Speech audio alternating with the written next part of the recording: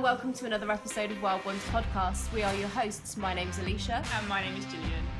We would like to give a special shout out this week to our sponsors. First of all, Plymouth Gin. Thank you very much for our refreshments. Cheers, Gillian.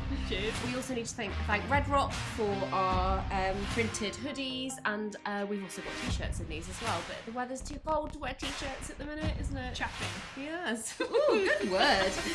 And as always, Mitch and Lee at Plymouth Armed Forces Awards. And also, we should probably thank your husband, Locked On Media. Yeah, thanks Locked On Media for our production. Hopefully it's getting better every week.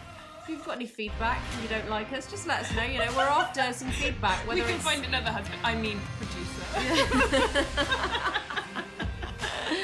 We hope you enjoy the episode. We'd also like to thank our special guest for this week, Toby, who has been an awesome person to talk to. So yeah, we can't wait for you to listen to this one. Yeah. It's going to be great.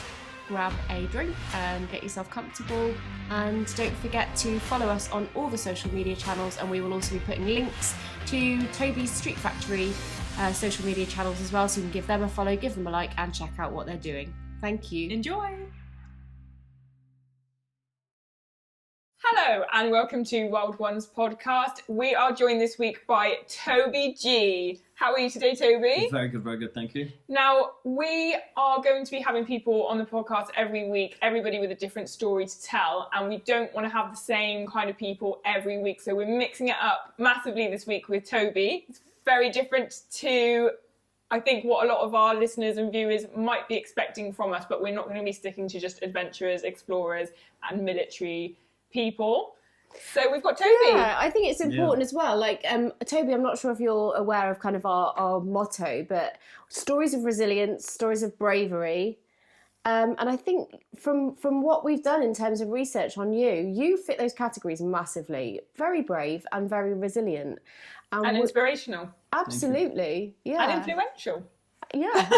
You're ticking those boxes, Toby. Tick all the boxes. Yeah. So tell us a little bit about yourself. So my name is Toby G, MBE. I run a company called Street Factory. Came to Plymouth in 2001 and been here ever since. Fall in love with the place. Love the feel, love the flow. Love the chilled vibe about it. Because some places you go, they're very busy, very hectic, and Plymouth's just chilled. If you got to go to work, it takes you half an hour to nip down to a job, do a job, come back home. It's really nice and lovely. There's some places you work, you go travel, several hours to work and got to graft, and you got several hours to get home and stuff. So I do love Plymouth, and I have a very relaxed place to be in. So where were you before you lived in Plymouth? So before I lived in Plymouth, I lived in Poland, and we came over here to England. So we came on to London, and from London they moved us to Plymouth, and this is where we are based ever since. And who's we? So we came here out with my family. So I came with my mum and my brothers and my sister. We came over here in 2001. And do you want to talk us through the reasons why you left Poland to come across to the UK? Yeah, so me and my family got things together due to the racism and due to the high violence and everything growing back in Poland. So my mum was really worried for our lives, and she just grabbed what she could that day, and we just were put in a taxi and brought to England. It was literally within hours, and then we were here, and we didn't know what's going on, what's happening, and we just had to get on with the kind of journey of life. And then when we arrived in London, we were put into this refugee camp. We stayed there for 2 weeks.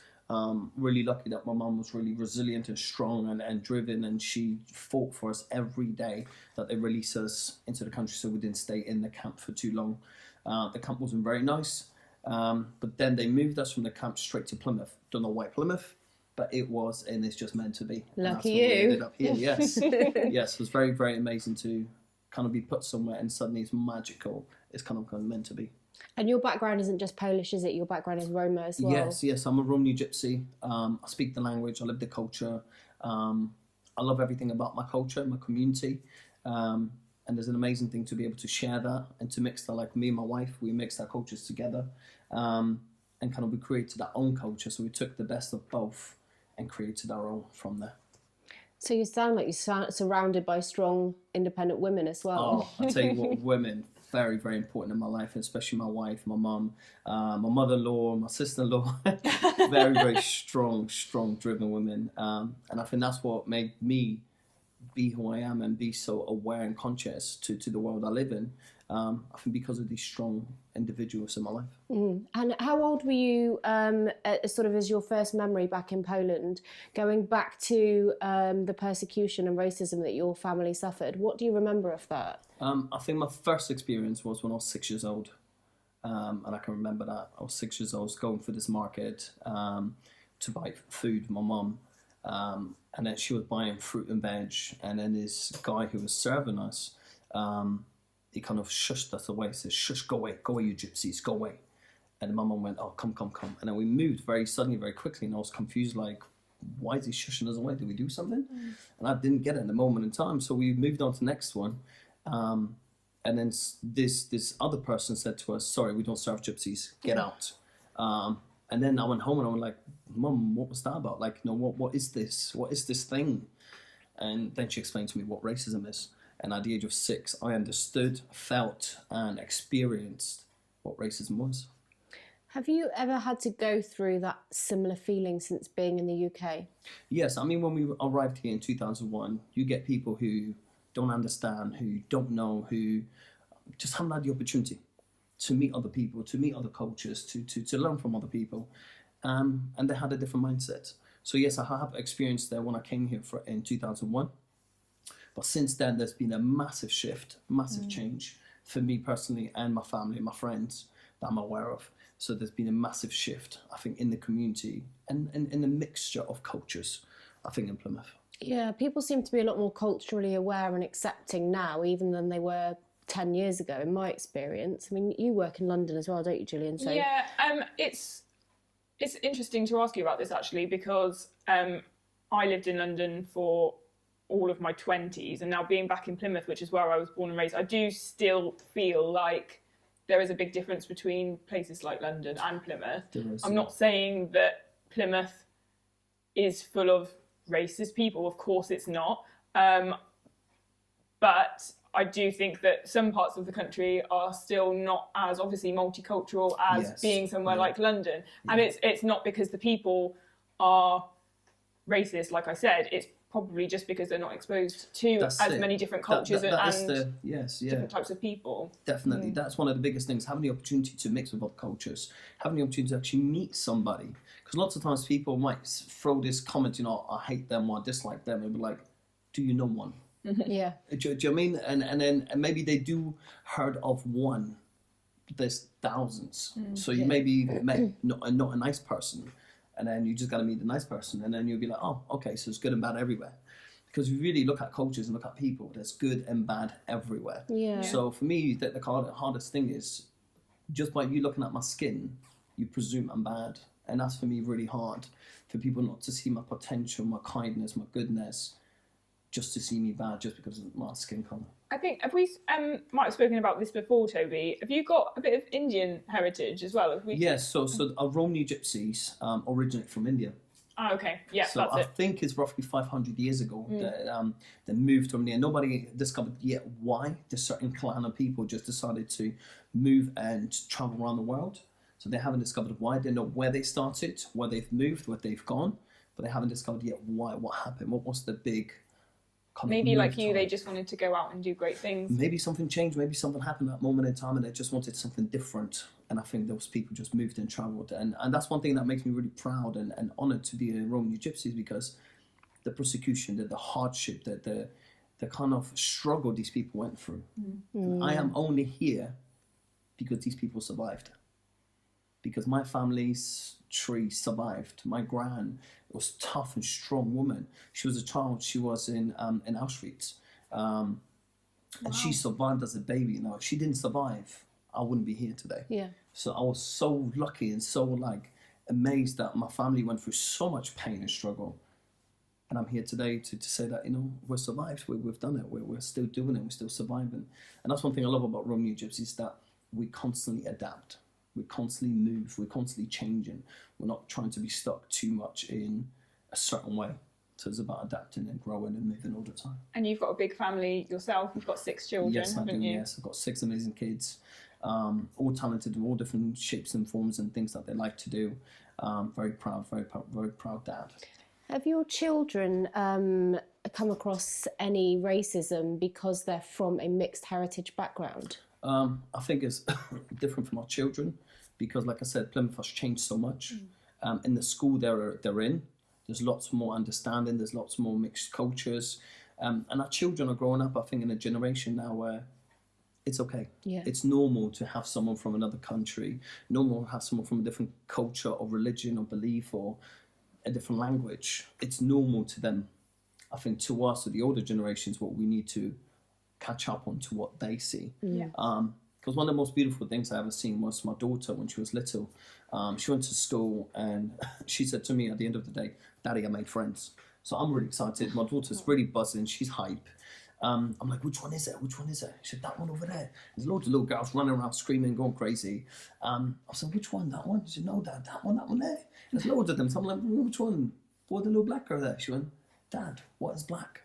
Yeah. And I was like, Great wow. answer. I was like, wow, that beautiful innocence, that pureness, which was, she's just my friend. Yeah. And I think us, trained by the society and everything that we're listening to and being told to do and told to say, one of the most beautiful, purest things I love that she said was, "But she's just my friend." Yeah.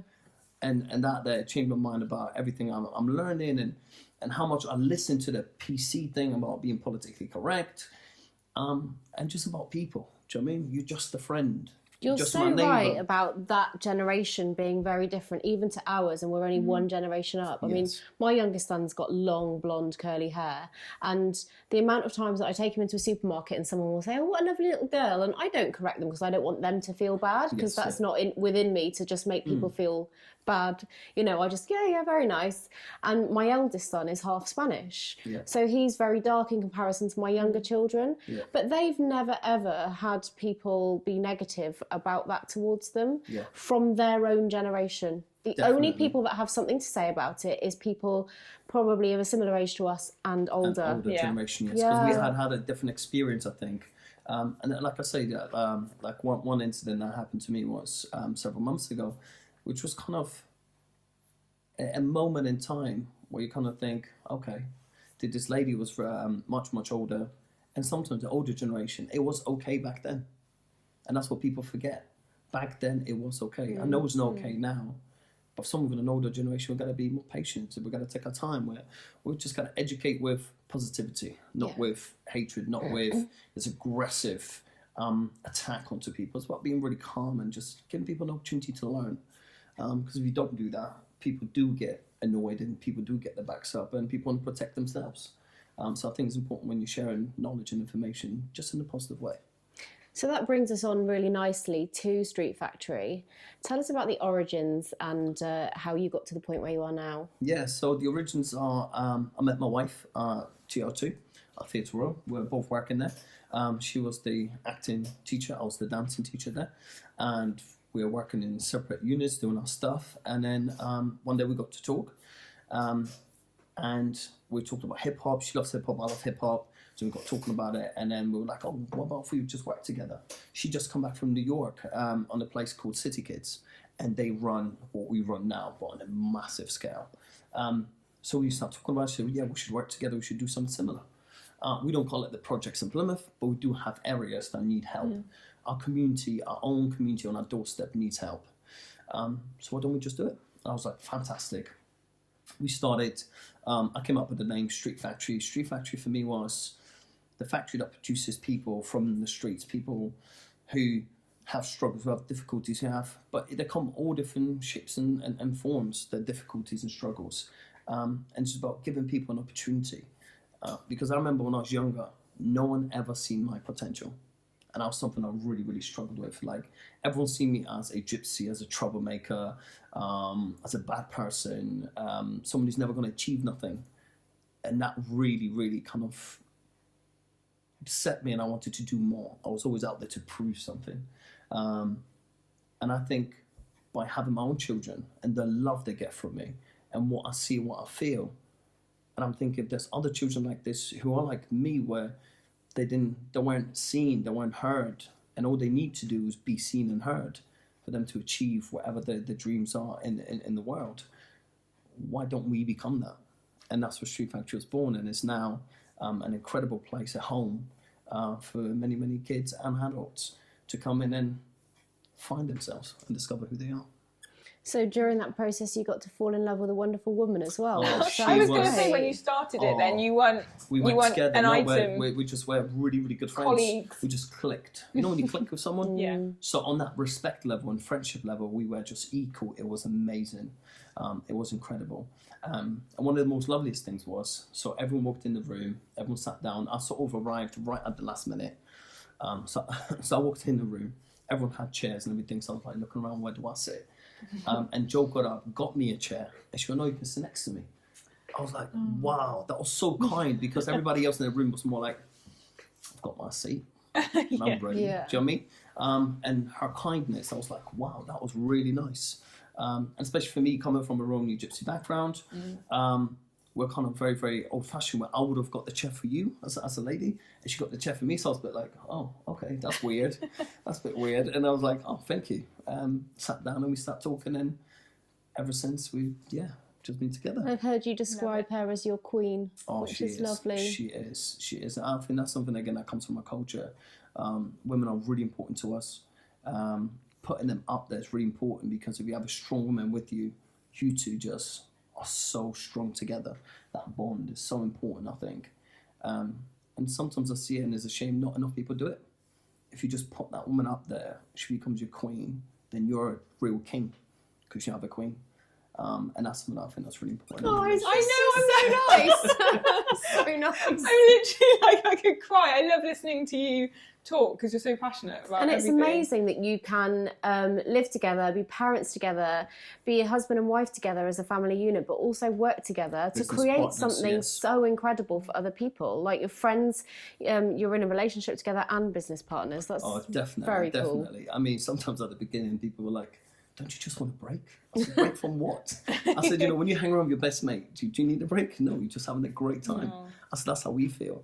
And you've got your 6 children, but you referred to all the other kind of kids that do Street Factory as your children as well. Part of the family. And that's one thing that's lovely, is that my children feel the same way. And that was really important to me, that my children don't feel like, oh, dad is doing this and spending time over there. They were all part of the with other thing. children, Yes. So I was watching your TEDx talk, Yes. and I've watched your Vimeo video as well about Street Factory. I'm astounded at how you guys have managed to go from nothing to secure this amazing amount of funding to be able to do what you do. Yes. I mean, that must have been a real challenge for you guys. It has been from day one. From day one, even when we wanted to open, lots of people always said no. Lots of people said, just go get a normal job, pay the bills, do the standard thing to do, which for me was like, I know there's more to life than this. I know I was made and given a gift to do more than just this. And I was lucky that I was quite stubborn and driven, and I wouldn't give up on something I believed in. And I was really lucky because of that. Were there moments that were really tough? Yes, very, very tough moments. Especially when we had our twins. We took on the first building that we had. Very, very tough moments we had. But we've done it as a family, as a unit together, and that's something that's really important to me, that my family knew that I had a dream. And I said to them, what I need you to do is support me, encourage me, and lift me when I need it. And my family did that, and I was really blessed to have that in my life. And when you introduced yourself, what was your name? Yeah. So my name, Toby, MBE. Tell us about that MBE. That was phenomenal. That was another experience. And especially, I think, coming from nothing, as a Romany Gypsy, like I said, the stigma behind it, you never achieve. And that's something that's really, really hard to get rid of, hard to take off. Because wherever I go, I have to prove so much more than just be able to walk in and shake someone's hand and tell them my name. I have to prove so much more. And it's so lovely because of the MBE, I get some more of that respect now. I get just to walk in and just say my name. That badge of honour does open doors, doesn't it? Massively, massive support, I think, for what we do, and the acknowledgement, kind of a stamp of approval. Of How what did you do. find out? I don't actually really know how So, it works. Tell us. What happened was, it was the Sunday. Sunday we usually eat blankets, TV, munchies, and then roast in the afternoon later. Perfect day. Perfect day, Sunday family day. So I've got the blankets, the kids got all the pillows, we chucked them all on the couch, everyone's getting ready to watch a film. Wife said, all right, I'll make the cup of tea. She took all the letters downstairs to open them up in the kitchen and check them out. So she's opened up letters, making a cup of tea downstairs. I'm getting the couch ready with the kids. And then she's screaming. I'm like, Oh, no. I'm like, yes. Oh, the first thought I was, yes, I won the postcode lottery. Because I was playing it, I was singing a tune and everything, kind of the positive vibes, the law of attraction, doing the whole thing. And I was thinking, yes, we won. I'm just waiting to find out how much. And she goes, you won't believe this. This is amazing. So she read the whole letter. And I was sat there going, what does that mean? Yeah, what, no money? Because to me, I didn't understand what the MBE means. Because never heard about it, they didn't understand what this was. So then Joe had to explain it to me. So then I went on YouTube, went online, read about it, watched other people receive it. And then I understood. Then it sank in going, wow, this is big. Yeah. And this was just phenomenal. And then going up there. So then my wife bought me this beautiful suit, really, really cool suit, really dope. I said to her, I still want to be myself. We're going to have to find a picture and Yes. put it up somewhere. So I still wanted to be myself, and something that's really important to me, always stay true to who you are. Do what made you great. Don't stop doing it. Because sometimes people forget through the journeys when you go in life. And it's always important about going back to what made you great. And what made me great was just being myself. And I think that was really important. So yes, I wanted to wear a suit, show my respect, but I wanted to do it my way. So I had a bandana in my pocket, I had a bandana on my head, and I had Nike trainers on. My wife was like, if we don't get in because you're Nike trainers, I'm going to kill you. So that's where... Did you take spare shoes just in case? No, I was like, this is Perfect. me. If they like me for who I am, they like me Yeah, for who the I am. courage of your convictions. So as we're walking through, my wife was squeezing my hand, going, "Babes, please." and the security went, "Yeah, please come through." And she was like, "Oh, great!" And we walked through it, and I tell you what, it's another world. It is another world. Going into the palace, and the other thing that happened before we got in there. So I took my wife and my mum-in-law to come with me. So before we got in there, there's a gent waiting there on before the doors, and he takes your invitation, and he goes, "So who's the esquire?" And I didn't know what that meant. And then Joe pointed, "Yeah, it's him." I presume so. I thought so. So then it was really funny because he went, "Okay, you two ladies, you have to walk behind him." And Oh no. I'm dead. When I get home, I'm dead. Because, like, again, due to my upbringing, my culture, ladies always walk in front of me. And it was quite weird. And then Mum and Joe went like, "Ooh, I'm going to kill you." I'm like, no. But it was a phenomenal experience. It's a one-in-a-lifetime thing. And who presented you with your MBE? So, William presented me with the award. We had a good chat. And one of the things I really liked about William was that it was a real conversation.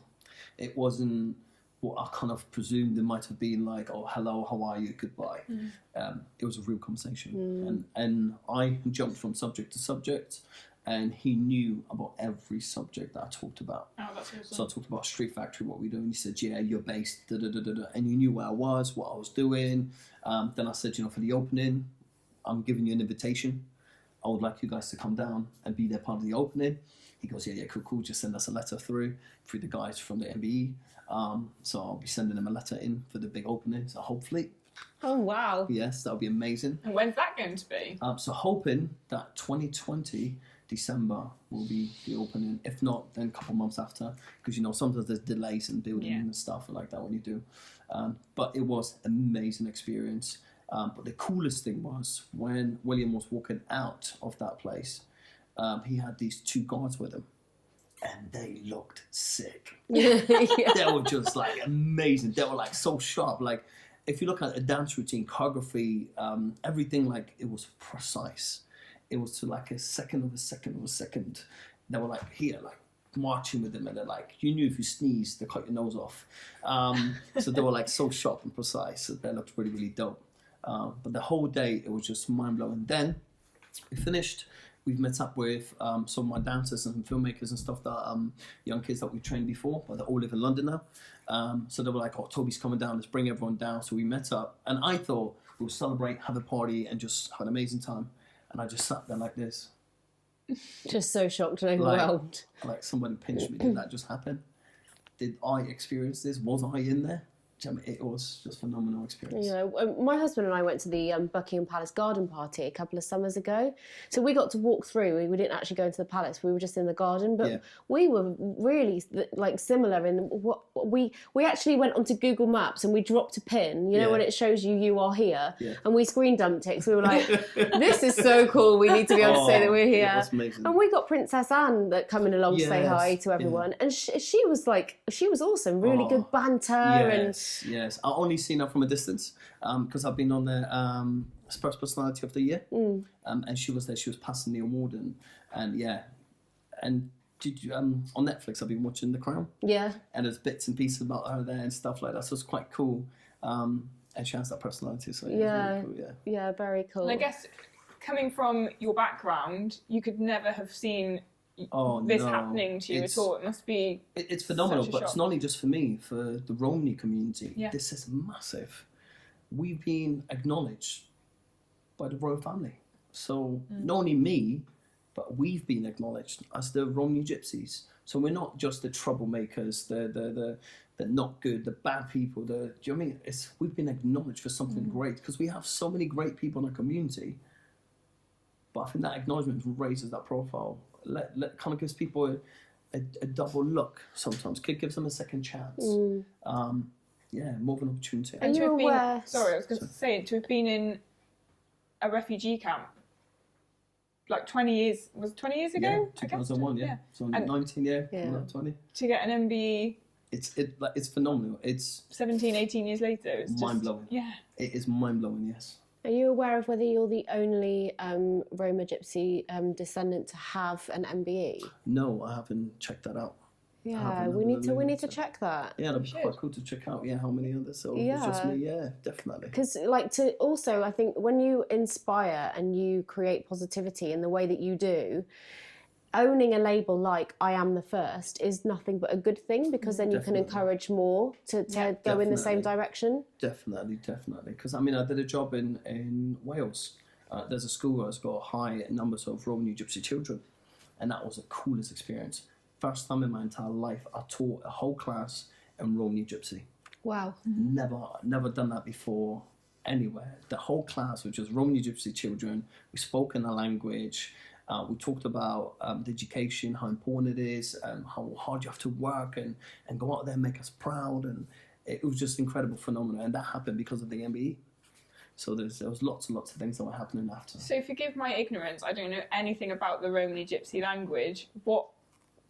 Tell us some words. I don't even know what it sounds like. So a Romany Gypsy language is very old and is really based on respect. So really, really highly respect. So everything you say is if we had to interpret it into English, it's got more than one meaning.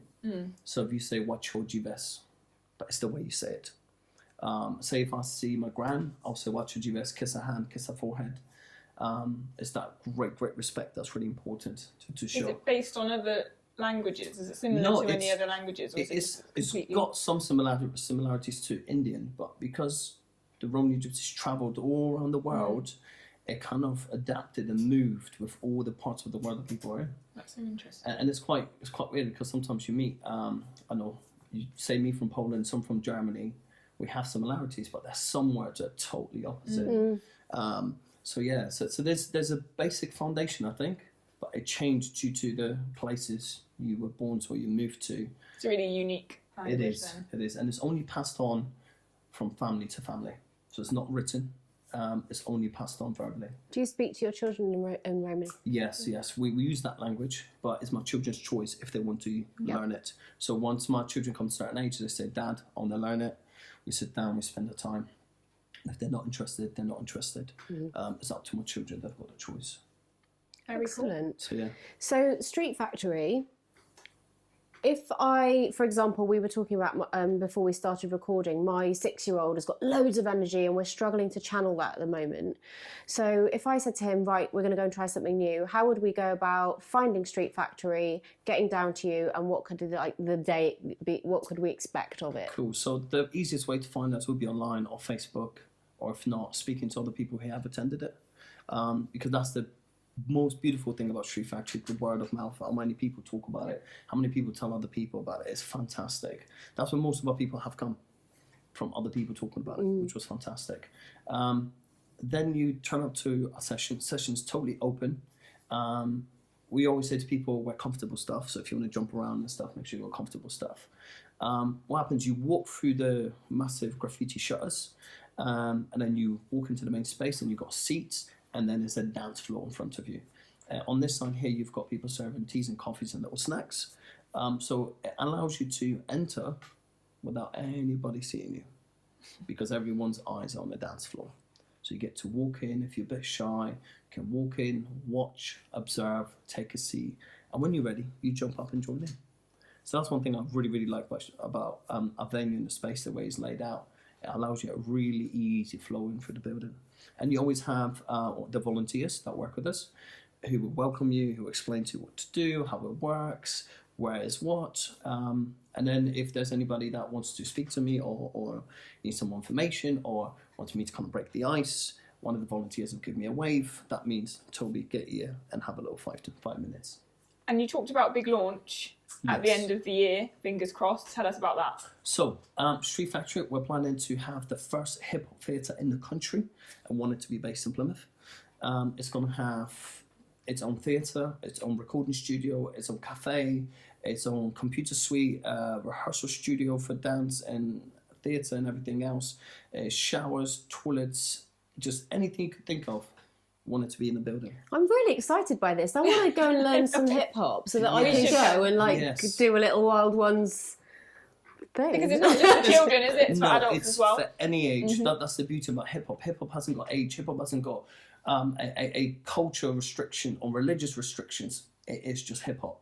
Yeah. And hip hop is what you make it.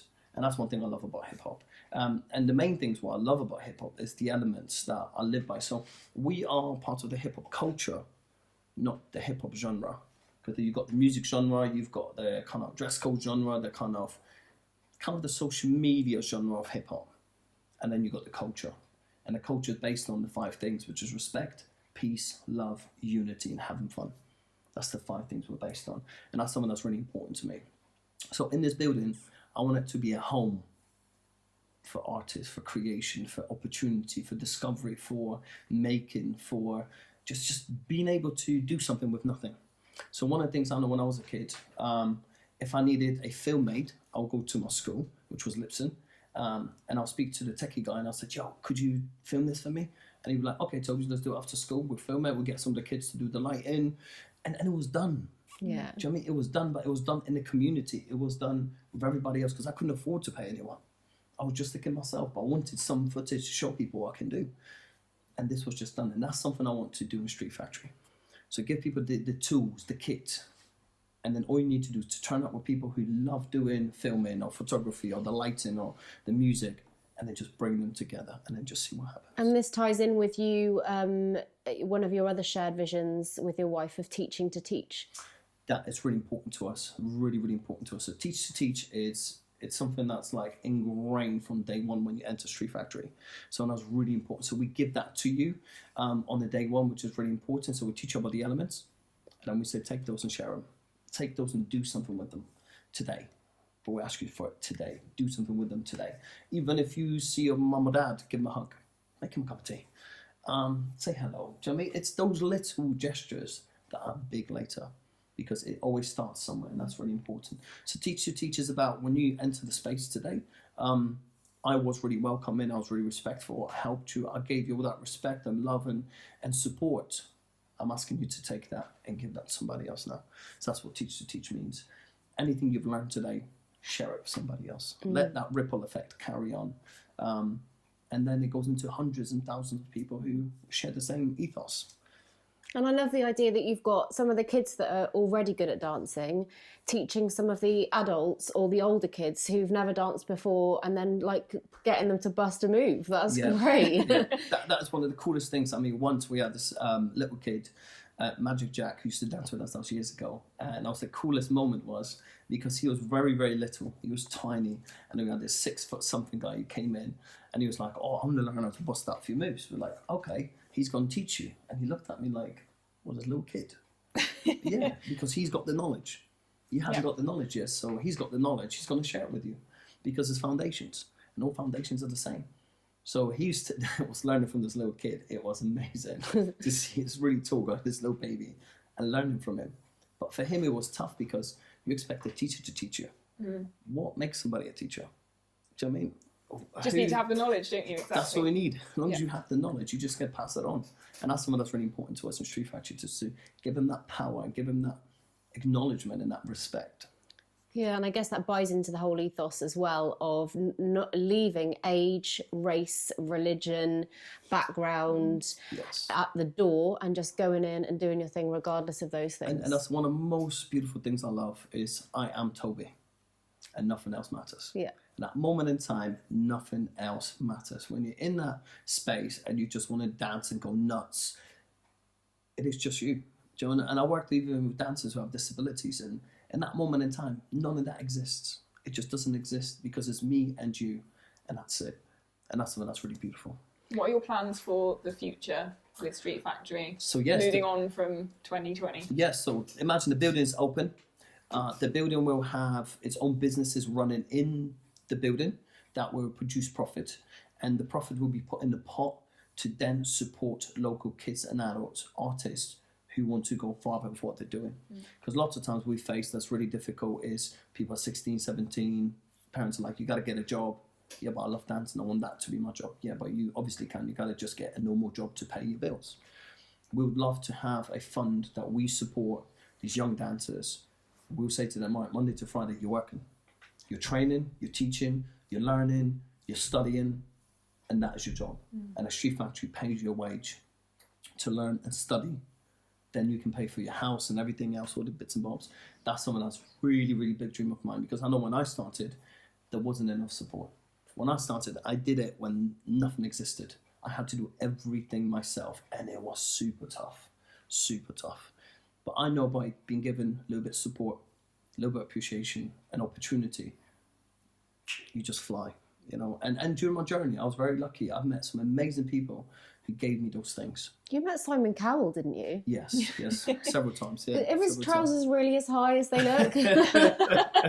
They are.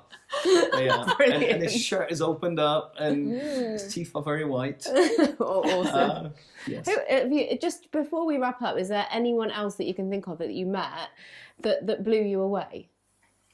You see, one thing for me, I always struggle because I always get asked this question: who do you look up to? I never, since a child, looked up to someone and thought, wow, I want to be like that. Don't know why. From a child, I always knew I'm great at what I do, and people are great at what they do, so we're equal. And I always felt like that. Like, we met, what's his name now? Raymond? My husband's called Raymond. Not Raymond. I don't think you're talking about him. Famous actor, played, what's his name? What film's he in? Lots of films. British actor, done magic films, done the guy in a wheelchair. He's joking, but he's like the film Ray... buff over there. Winston. Ray Winston? No. Young. Raymond Butland? No, young boy. Quite tall. Very slim. Is it definitely Raymond, or is it going to be something random like Michael and you've gone on? No. I think something... I think Raymond is the surname, but I forgot his name. You said wheelchair? Yeah, the wheelchair, the guy you that mean speaks Stephen for the... Hawkins? Yeah, he played... Slim. Ginger. Yes. Eddie Redmayne. Eddie Redmayne. There you go. Eddie Redmayne. Yes. Redmayne. Yes. Don't edit any of that. Yeah, let's go. So. He's cool. Raymond. So, yeah, for Redmayne, something. Eddie Redmayne. What happened was we're invited to the lotteries event, and at the House of Lords, me and Joe and Eddie Redmayne was there, and imagine he came out, everyone went crazy, and he was stood over there, and everyone just went, whoosh, and I thought, I got to talk to this guy. I went, yo, Eddie, come here, and he just walked up and just started talking. And that's how I feel. Yeah. That's how I feel. I feel like me and you, we're people. And that's one thing I love about what I do and who I am, is just I see people as people. All the other stuff is just all the other stuff. Yeah. People are just people. And that's something I think that's so true. We're definitely on that wave with you, because one of the things I've always questioned is why a doctor gets paid X amount, but someone acting to pretend to be a doctor gets about 5 times that wage because they're an actor. I mean, it just doesn't make sense to me. The whole fame game doesn't make sense. You are who you are. I'm Alicia, you're Toby, that's Gillian, and that's it. Yeah. And I know there's other things, I get it, I understand it. But when it comes down to it, we're just people. Yeah. And I think that's something that's really important to remember. But one person has blown my mind from day one. And even to today, I admire that person. And I don't admire many people because I always see them as my equal, see them as we're just people. It's my wife. Because from I knew day and one, hoped you were going to say that. From day You're going to one, make us cry, from Toby. day one, her kindness and her, kind of maybe could say ignorance to racism, to discrimination, to, she just doesn't understand it. She goes, but why? How? What just makes you believe you're better than somebody else? She just doesn't understand it. A few times she had to experience it with me, and that's when she thought, okay, I sort of understand what other people are thinking and maybe feeling. But still to today, her kindness and her understanding and her capability to put herself in somebody else's shoes is phenomenal. It is phenomenal. Yeah, I would recommend listeners as well, if you get the opportunity to look Street Factory up, have a look at Jo talking at the TEDx that you guys did, because she speaks so well. She does. She's She's so inspirational herself, and I've met her with you at events in the past, and she really is a wonderful, wonderful, amazing woman. So Definitely. You are lucky, and she is lucky as well. Yes, we are. We're both very lucky, yes. To have found each other, really are amazing, both of you. So we are so grateful, and I'm now really excited that not only you've been on the show, but I want to come to Street Factory. I feel inspired to do that now. Not just for the kids, but we should go. Yeah, as well. yeah. Do. And maybe what we should do is do a little podcast workshop. Yeah, we should. So for people that are at home and just want to try something, just do a little bit. Because lots of people sometimes say, I wish I could go there. Or maybe just haven't got that courage yet, that bravery yet. You've got decks as well, haven't you? I've always wanted to have a go at DJing. Yeah, always. Yeah, let's do that too. Okay. Let's have a Street Factory podcast hip hop workshop. That sounds good. Let's mash it up. That sounds good. Yeah, it up. I'm just desperate to try and Don't be cool at nearly 39. I'm 39 this week. I just want to be cool. Toby arrived this morning, and I was like, "Oh, you're so cool!" Not cool at all. And we're grateful that Toby didn't come in bright green, because with the green screen, he would have just vanished into the background. Just a flying head here. Toby, thank you so much for coming. Thank you. Yeah, you are an absolute inspiration. You definitely tick all of the Wild Ones podcasts. You're wild. Yeah, you are. Stay wild, stay true to yourself. You've been an awesome guest. Thank you so much. Thank you. Oh, thank you for coming here. Yeah, great Thank you. chat. Let's do it again. Cuddles. We will. Peace and love. Thank you. you. Bye. Amazing. Wonderful.